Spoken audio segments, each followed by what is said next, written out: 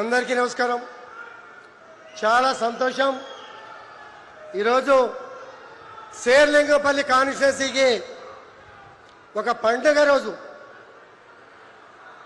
నేను హైదరాబాద్ నగరం వచ్చినాక ఇంత పెద్ద మొత్తంలో శంకుస్థాపన చేసుకున్నటువంటి చరిత్ర లేదు. ఆ రోజుల్లో వైఎస్ రాజశేఖర రెడ్డి గారు ఒకసారి 200 కోట్లు, ఒకసారి 350 కోట్లు మాత్రమే హైయెస్ట్ నిధులతో శంకుస్థాపన చేసినటువంటి చరిత్ర.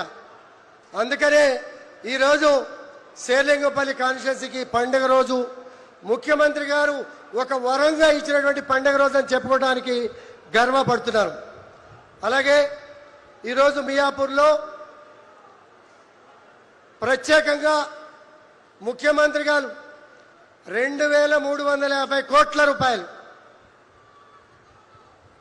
నిధులు, ప్రత్యేక నిధులు, జనరల్ నిధులు అనేవి కూడా వస్తూ ఉంటాయి, పోతూ ఉంటాయి. 2350 కోట్ల రూపాయల నిధులు కేటాయించి అభివృద్ధి ధ్యేయం అనే కార్యక్రమం పెట్టుకొని నిధులు ఇబ్బంది ఉన్నప్పటికీ కూడా వెనకాడకుండా కార్యక్రమానికి రావటం, వారికి రేవంత్ రెడ్డి గారికి ఈ కార్యక్రమానికి మనందరి తరపున స్వాగతం, సుస్వాగతం. ప్రత్యేకంగా ఈ సభాముఖంగా శిరస్సు వంచి నమస్కారాలు తెలియజేసుకుంటున్నాం. అలాగే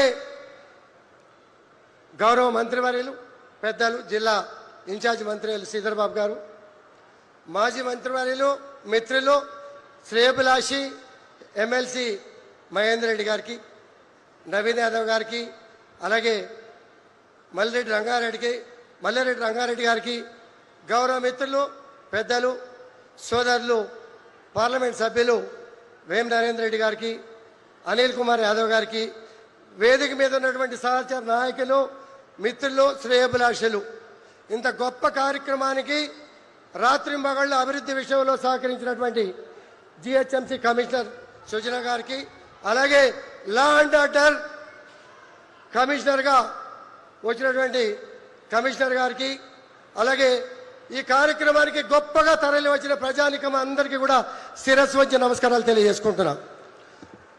ఒక రకంగా సారీ కూడా చెప్పుకోవాల్సిన అవసరం ఉన్నది. కారణం ఏంటంటే మీ అందరికీ కూడా సీటింగ్ ఏర్పాటు చేయలేకపోయాం, అందుకని చింతిస్తున్నాం. భవిష్యత్తులో ఇలాంటివి జరగకుండా చక్కటి వనరు, వసతి, ముఖ్యమంత్రి గారు ఒక్కటే చెప్పారు, రాజకీయాలు వేరు, అభివృద్ధి జోరు. రాజకీయాలు 4 రోజులు చేద్దాం, 4 సంవత్సరాల 11 నెలలు అభివృద్ధి ధ్యేయంగా ముందుకు పోదామని చెప్పి ముఖ్యమంత్రి గారు గొప్ప మనసుకి మనం అందరూ కూడా స్వాగతించాల్సిన అవసరం ఉన్నది. చాలా మంది రకరకాలుగా మాట్లాడతారు, ఆ ఇష్యూస్ వాళ్ళ విజ్ఞతగా వదిలిపెడదాం. కానీ ఇవాళ ఇక్కడ పరిస్థితులు, శేర్లింగపల్లి కాన్స్టిట్యున్సీలో పరిస్థితులు ఏమిటంటే మీ అందరికీ కూడా తెలుసు. హైయెస్ట్ పరిస్థితిలో ట్రాఫిక్. ఆ ట్రాఫిక్ పరిస్థితులు నేను క్లియర్ చేస్తా. నేను గత 10 సంవత్సరాల్లో అసెంబ్లీలో ఎన్నోసార్లు మాట్లాడాం, కానీ రేవంత్ రెడ్డి గారి రూపంలో ఫలితం ఈనాడు దక్కింది అని చెప్పి చెప్పుకోవడానికి గర్వపడతా ఉన్నా. అలాగే ఈరోజు శేర్లింగపల్లి కావచ్చు, కుత్బుల్లాపూర్ కావచ్చు, మిగిలిన ప్రాంతాల్లో కావచ్చు, ముఖ్యమంత్రి గారు చేసినటువంటి శంకుస్థాపన 1674.78 కోట్ల రూపాయలు ఇప్పుడు శంకుస్థాపన చేసుకోవడం జరిగింది.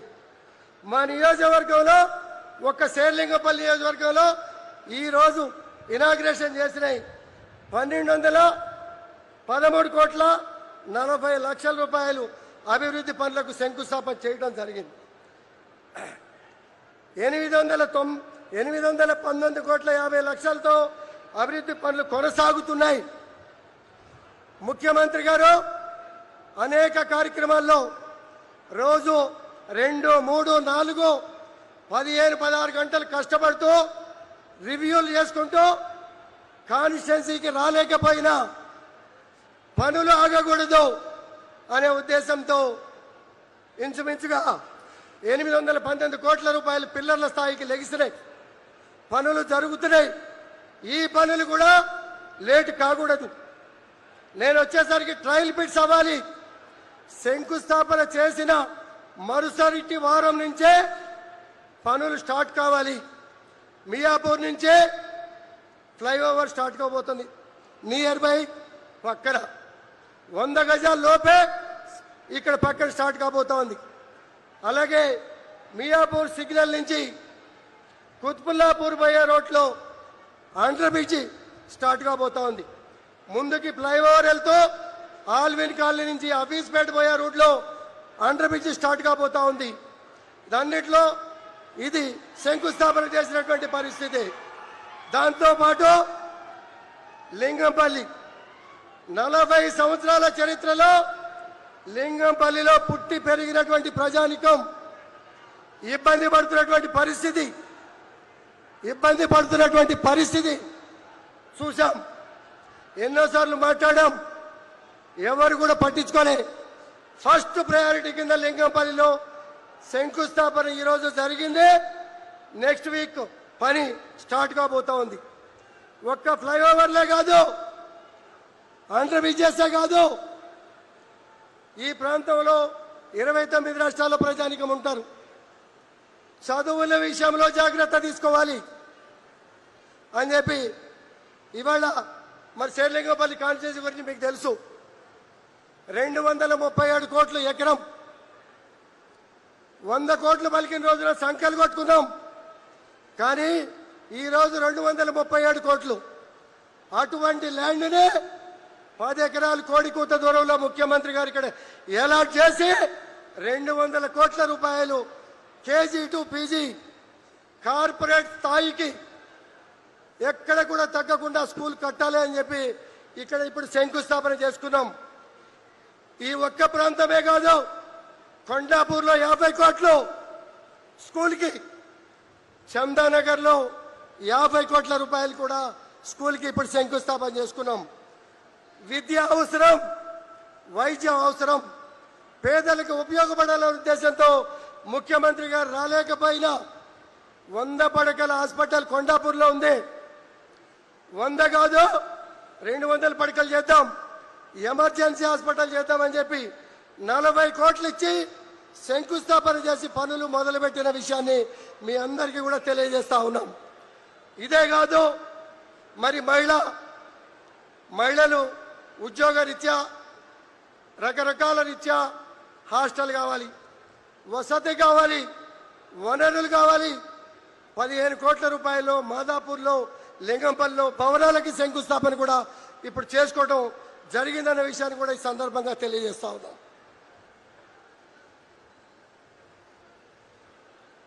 అలాగే మీ అందరికీ కూడా తెలుసు, ఖానాబేట్ 7.5 ఎకరాల్లో 161 కోట్ల రూపాయలతో కమిషనర్ గారి ఆఫీస్, దానిలో ఇక్కడ గెలవబోయే కార్పొరేటర్లకి కౌన్సిల్ హాలుతో సహా అన్ని వనరులు, అన్ని వసతులు, అన్ని హంగులతో ఇక్కడ కమిషనరేట్ కావాలి. ముఖ్యమంత్రి గారు ఏం ఆలోచన చేశారు? ఇంతవరకు 50 ఏళ్లలో ఎవరు ఆలోచన చేయలే. ప్రజలకు దగ్గరగా పాలన ఉండాలి. 3 కమిషనరేట్లు, 3 పోలీస్ కమిషనరేట్లు, మరి గొప్ప కమిషనర్లు ఇచ్చారు నాకు, మున్సిపల్గా పోలీస్ పరంగా కూడా.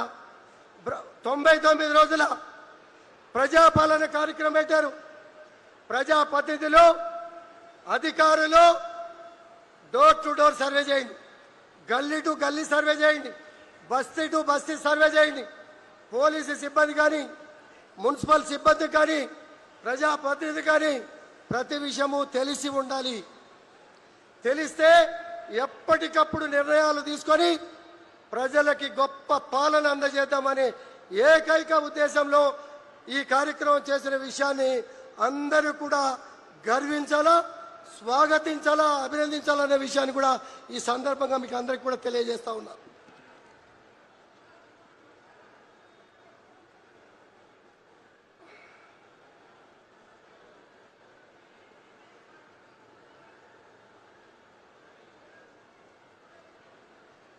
అలాగే మీ అందరికీ కూడా తెలుసు అన్న, అన్నీ కూడా బ్రహ్మాండంగా సాగుతూ ఉన్నాయి.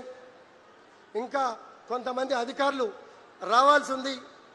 బ్రహ్మాండంగా రోడ్డు వైన్లు తాగుతూ ఉన్నాయి, చెరువులు బ్రహ్మాండంగా చేస్తూ ఉన్నారు, నాలాలు బ్రహ్మాండంగా చేస్తూ ఉన్నారు, పూర్తి సహాయ సహకారాలు ప్రజలు అందిస్తూ ఉన్నారు.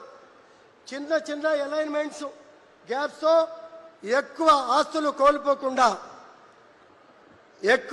కోల్పోకుండా చిన్న చిన్నటువంటి అలైన్మెంట్స్ డిఫరెన్స్తో ప్రజల సహకారంతో పూర్తిగా ట్రాఫిక్ క్లియర్ అయ్యే విధంగా కూడా కార్యక్రమాలు చేస్తున్నారు.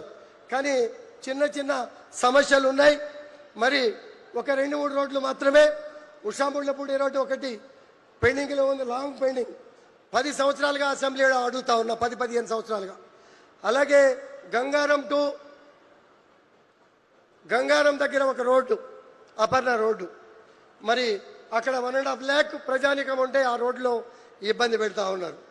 మరి ఇటువంటి ఒక 2-3 రోడ్లు తప్పించి మిగిలిన అన్నింటినీ కూడా సానుకూలంగా అన్ని విషయాల్లో కూడా బ్రహ్మాండంగా సహకరించారని చెప్పుకోవడానికి మేము గర్వపడతా ఉన్నాం. మేము అపోజిషన్లో ఉన్నాం, ముఖ్యమంత్రి గారు అపోజిషన్ వాళ్ళకి పనిచేయరన్నారు, కానీ ఎక్కడ ఇవ్వనటువంటి నిధులు శేర్లింగంపల్లిలో ఇచ్చారు. నాకు పిఎస్సి చైర్మన్ కూడా ఇచ్చారు. అన్నీ చూసుకో, పనులు చేయి, అభివృద్ధి చేయి. 29 రాష్ట్రాల ప్రజానికం ఉన్నారు, కాపాడు. 29 రాష్ట్రాల ప్రజానికం గర్వపడే విధంగా, రాష్ట్రానికి మంచి పేరు ప్రతిష్టలు పెరిగే విధంగా కార్యక్రమాలు చేసుకో. ఆర్థిక ఇబ్బందుల గురించి ఆలోచించకో. ఎక్కువ వడ్డీలతో రుణాలు తీసుకున్నాం, వాటికి కష్టపడి రుణాన్ని తగ్గించి, వడ్డీలు తగ్గించి, మరి రీషెడ్యూల్ చేసుకొని ఎక్కడ కూడా అభివృద్ధికి ఇబ్బంది లేకుండా చేసే బాధ్యత నాది అని చెప్పి కూడా ముఖ్యమంత్రి గారు హామీ ఇచ్చి వెన్ను తట్టి ముందుకు ప్రోత్సహిస్తున్నటువంటి గొప్ప ముఖ్యమంత్రి గారు అని చెప్పుకోవడానికి గర్వపడతా ఉన్నా. అలాగే చందానగర్లో కొన్ని సమస్యలు ఉన్నాయన్న. 30 ఏళ్ల నాడు హెచ్ఎండిఏ లేఅవుట్ ఇచ్చారు. 100 ఇళ్లుంటే 95 ఇళ్లకు పర్మిషన్ ఇచ్చారు. 30 ఏళ్ల తర్వాత ఈరోజు ఎఫ్టీఎల్ బఫర్ జోన్ అని చెప్పి అడ్డంకులు పెట్టి ఆ పెద్దవాళ్ళని ఇబ్బంది పెట్టే కార్యక్రమం చేస్తూ ఉన్నారు. జెన్యూనిటీ ఉన్నది, దాన్ని పరిష్కరించాలని చెప్పి ఈ సభాముఖంగా వాళ్ళ తరపున మీకు విజ్ఞప్తి చేస్తున్నాను. అలాగే అది కాకుండా చాలా ప్రాంతాల్లో హెచ్ఎండిఏ లేఅవుట్లు, హైరేజ్ బిల్డింగ్స్, అలాగే ఇండిపెండెంట్ హౌసులు, కలెక్టర్ గారు ఎన్ఓసి కూడా లేఅవుట్లు ఇచ్చి బిల్డింగ్ పర్మిషన్లు కూడా ఇచ్చి 22లో పెట్టి పెద్దవాళ్ళు పిల్లలకి కట్నంగా ఇచ్చిన వాళ్ళు ఉన్నారు, అమ్ముకున్న వాళ్ళు ఉన్నారు. ఇటువంటి వాళ్ళకి ఇబ్బంది జరుగుతున్న విషయాన్ని మీరు ప్రత్యేకంగా పరిశీలించాలని తమరి ద్వారా కోరుతా ఉన్నాను. అలాగే ఇంకొక 2-3 ఇష్యూలు ఉన్నాయన్నా, అన్నీ బాగా జరుగుతున్నాయి. ఇది చాలా చిన్న ఇష్యూ. హైయెస్ట్ ట్రాఫిక్ అందరిది కూడా 10 గంటలకు అయిపోతుంది. 10 గంటల ట్రాఫిక్ మా దగ్గరికి ఇతర రాష్ట్రాలకు వెళ్ళే బస్సులన్నీ కూడా మొదలవుతాయి. ఆ మొదలైన పక్షంలో 12-1 గంట దాకా, మళ్ళీ తెల్లారిగట్ట 4, 5, 6, 7 గంటల వరకు కూడా ఇన్కమింగ్ వచ్చే బస్సులు, ప్రైవేట్ బస్సులు ట్రాఫిక్ రద్దీ అయిపోయి ఇబ్బంది పడుతుంది. ఒక బస్సు టెర్మినల్ ఒక పక్కన కనుక పెడితే ఈ ట్రాఫిక్ 50% తగ్గిపోవడానికి అవకాశం ఉన్నది.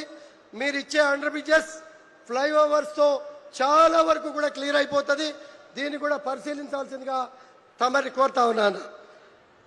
అలాగే ఫుట్ ఓవర్ బ్రిడ్జిలను, ఈ ఫ్లైఓవర్ మూలంగా 2 ఫుట్ ఓవర్ బ్రిడ్జిలు తీసేస్తా ఉన్నాం. ఈ రోడ్డు క్రాసింగ్ చేసేటప్పుడు ఒకే లొకేషన్లో 16 మంది చనిపోయారన్న. 2 తీస్తున్నాం, 2 కొత్తవి కావాలి. ఒకటి హైదర్ నగర్, ఒకటి బాగ్గమీర్, ఒకటి చందానగర్, ఒకటి తమరు.